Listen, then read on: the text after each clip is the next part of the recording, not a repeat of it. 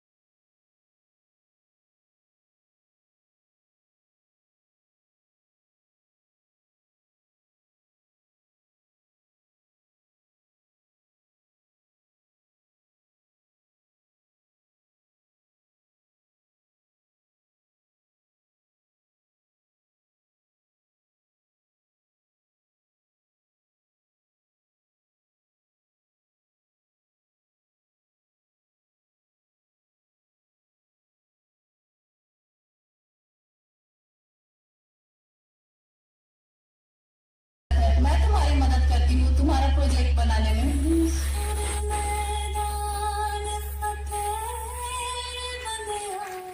Friends, అప్పుడు నేనైతే గోకరకాయ విత్తనాలు వేసాము అని చెప్పాను కదా, చూడండి ఇది ఇంత మొలకలు అయితే వచ్చాయి, ఇంకా పెద్దగా అయితే కావాలి. కొన్ని అయితే ఇట్లా పడిపోయినాయి అన్నమాట. ఫుల్ వర్షాలు అయితే వచ్చాయి కదా మొన్న రీసెంట్ గా, వాటికి కొన్ని పోయినాయి కింద ఇట్లా పడిపోయి మొత్తము. చివరికైతే ఇవైతే మిగిలినాయి. ఇంత అయితే ఎదిగినాయి ఇవి. ఇంకొకటి చూపిస్తాను మీకు. ఇంకొక విత్తనాలు కూడా వేసాము, బెండకాయ విత్తనాలు. ఫ్రెండ్స్ చూడండి, ఇవన్నీ బెండకాయ విత్తనాలు. మొన్న 4 days అయింది ఇవి వేసి. అంతలోపే చూడండి ఇట్లా కొన్ని, ఇంకా చూడు ఇది 4 days కే ఇట్లా మొలకలు అయితే వచ్చాయి బెండకాయవి. ఈ రోజే బెండకాయ పచ్చడి అయితే చేశాను. బాగా అయితే బెండకాయ అయితే తీసుకొస్తాను నేను. ఇంకా మేమైతే కొనుక్కోని అవసరం లేదన్నమాట. చూడాలి ఎంత వరకు వస్తుందో, ఎన్ని బెండకాయలు కాస్తాయో, వెయిటింగ్. ఇక్కడ కూడా చిన్న మొలక, ఇంకా ఇక్కడ ఇవన్నీ చిన్న వచ్చినాయి. ఇదైతే అల్లం అయితే నాటానమాట. అల్లంది కూడా వచ్చింది కొంచెము, ఇట్లా గడ్డిలాగా వస్తుంటుంది ఇది.